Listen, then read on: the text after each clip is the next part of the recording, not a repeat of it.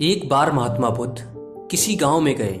वहां एक स्त्री ने उनसे पूछा कि आप तो एक राजकुमार की तरह दिखते हैं, फिर आपने गेरुआ वस्त्र धारण क्यों किया है? बुद्ध ने कहा, मैं 3 प्रश्नों का हल ढूंढने के लिए ही संन्यास लिया हूँ। स्त्री ने कहा, कौन से 3 प्रश्न?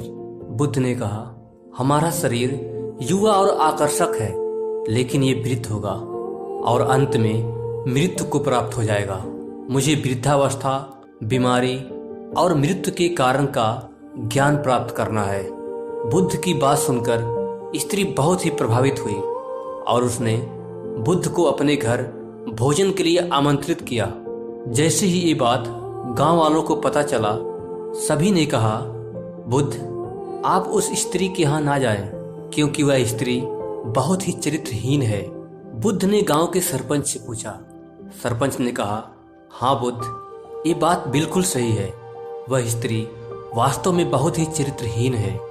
तब बुद्ध ने सरपंच का एक हाथ पकड़ा और कहा, अब आप एक हाथ से ताली बजाकर दिखाओ। इस पर सरपंच ने कहा, यह असंभव है, एक हाथ से ताली तो बज ही नहीं सकती।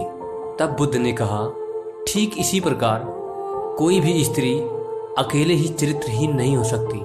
उसे चरित्रहीन करने वाले ये सभी गांव वाले ही हैं। यदि इस गांव के पुरुष चरित्रहीन नहीं होते तो वह स्त्री भी चरित्रहीन नहीं होती।